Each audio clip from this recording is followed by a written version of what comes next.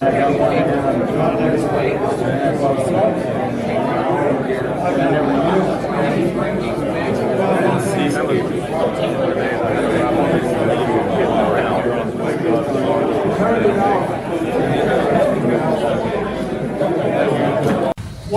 I arrived this evening with good news. I was really worried we were going to have some problems fulfilling and loading up our officers and board of directors. We have 3 people who have agreed to run for a position on as officers of the board. Steve Henderson, are you here? Steve Henderson has agreed to be president. And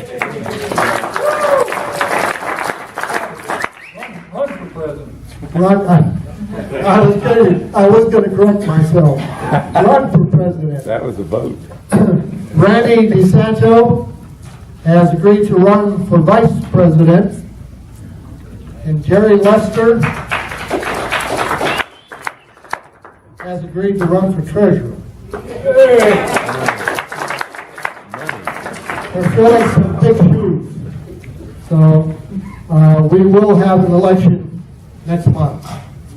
Now, our former vice president has agreed to stay on, and he's going to be doing a lot of the work with the membership and collecting the names as they come in the door and sending out the dues, and he has the email list, so that's great.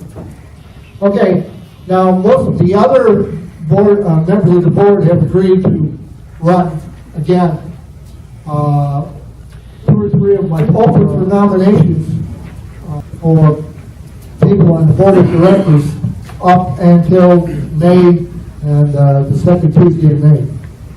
So if you decide you want to give it a try and would like to join the group and help out with our Fishing Society, which I think is very successful now, and then we'll have the installation of the officers the following September. That's our Christmas, right? Okay? So, do you have any questions in the committee? Thanks very much. Steve Felix.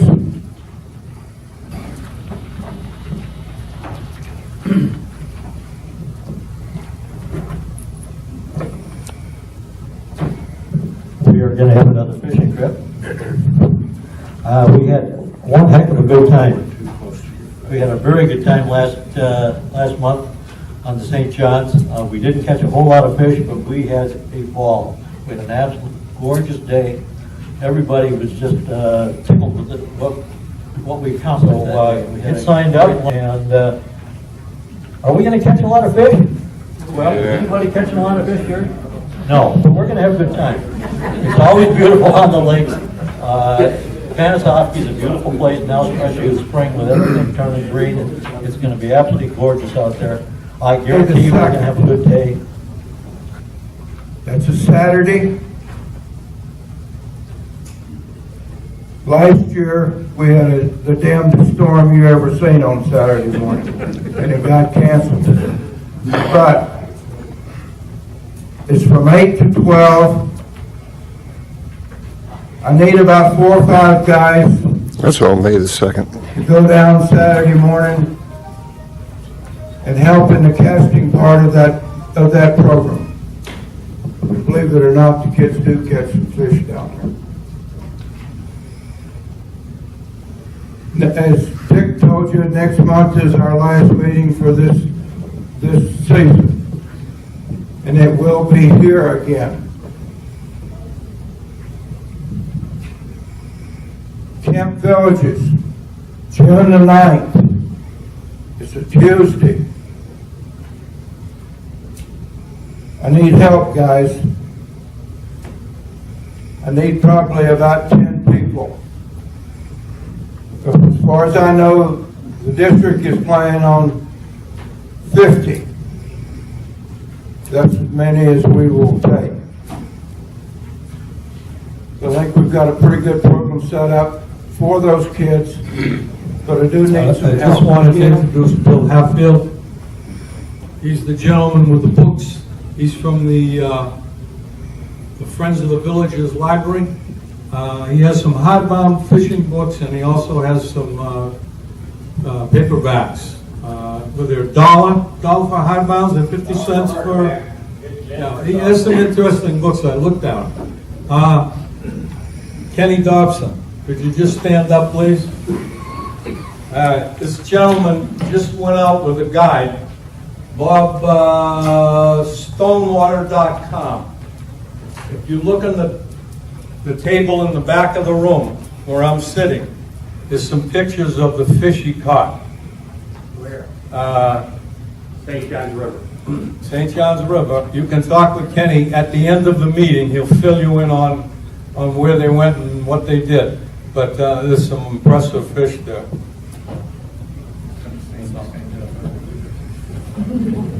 Thanks, Randy.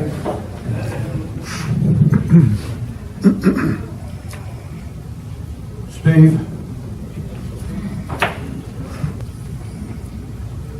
All right, Fellsmere, southern portion, it's about 2.5 hours from here.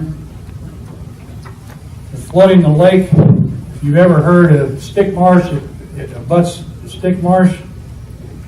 Got this from a meeting with the FWC last month. They're putting in 125,000 fingerlings, 6 to 10, these aren't fingerlings. These are 6 to 10 inches long. Pardon me. They'll be 6 to 10 inches long in 12 months. So they're putting in 125,000 fingerlings. 2,500, 4 to 6 inches long are also going in there. That fishery down south of here is probably one of the top 10 places in the state.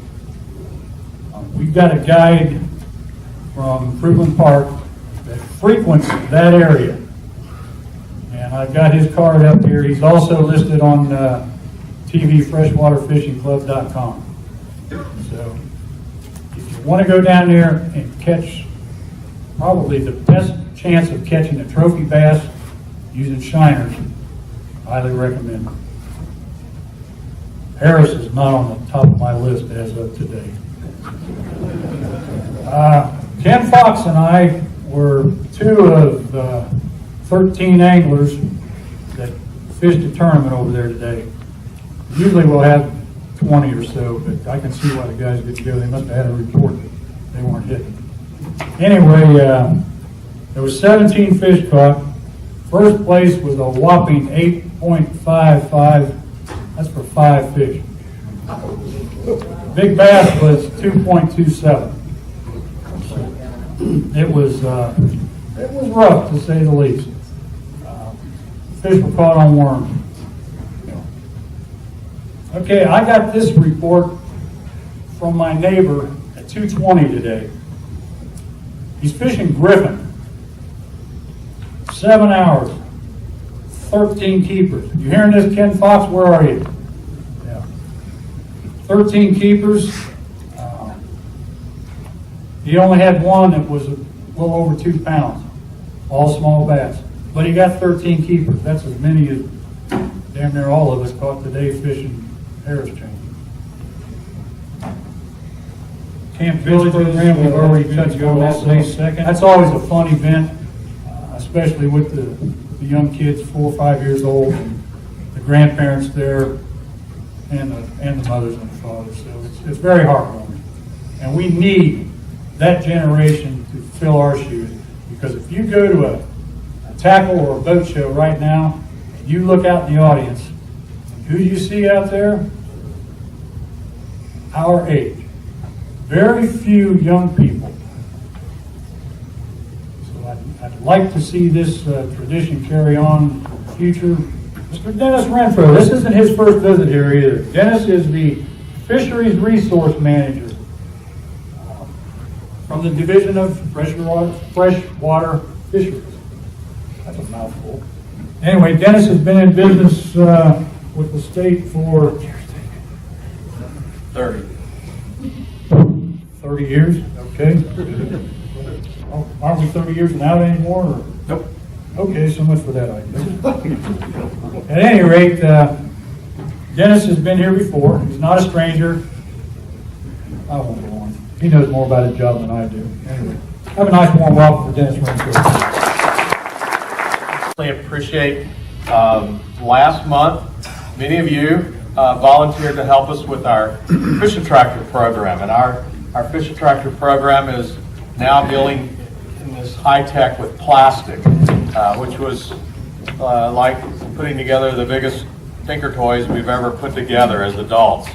So it was great. We certainly appreciate that, and kind of give you one of the highlights on that.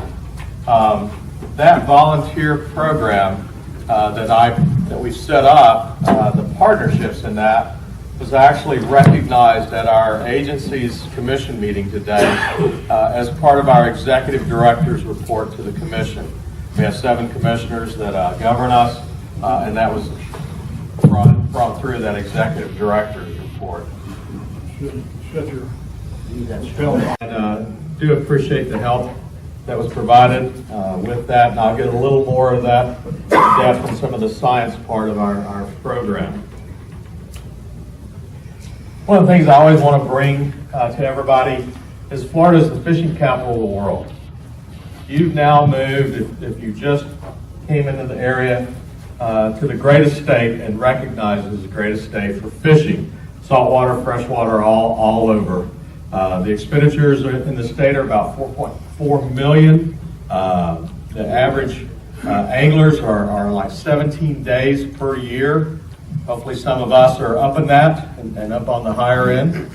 And 46.3 million days of quality outdoor recreation. So you can see why we're so proud of our state, what we're doing. And it's very recognized throughout the other 50 states. Some of the things I wanted to bring in is the Harris chain. I'm a resources manager. We have 4 resources managers in the state. Okeechobee's one, Toho Kissimmee chain is one, Harris chain, and then the Orange, Okaloosa, and all those up around Gainesville. So those are your key chain of lakes in the state. And through that also you see that it's a mecca for economic growth and development. Tavares alone saw such a great impact during one of the BSS Elite Series, and that's just 100 boats, 100 anglers in that. One of the things that I think gives a point and shows to us is when you're comparing, we're talking about going to St. John's. Okeechobee's a little far out of the driving distance and all, but the St. John's Kissimmee chain and the Harris chain, as you move through data that we've gotten in tournaments, the Harris chain of lakes in black is now showing some of the highest in the average weights over the other lakes. So if you want to compare and know that we beat the other 3 in the last amount of data. The most important things in our lakes in Florida is to create that minimum flows and levels to where you have ups and downs. And that benefits immensely in how your vegetation grows, your fish react, and all the eco of that area. I wanted to provide you a little of the science stuff. We have the Florida largemouth bass, the northern largemouth bass. I can tell the difference if I have it ran to do the genetics. They are very hard to tell one from the other. But basically, and I'll show you more on that, the Swanee, the spotted bass, and the shoal bass. And those are found in these areas in Florida, basically. The catch per unit Florida largemouth bass, so having that fluctuation has helped us. We've shown that rise in largemouth bass, and a lot of that is attributed to that fluctuation.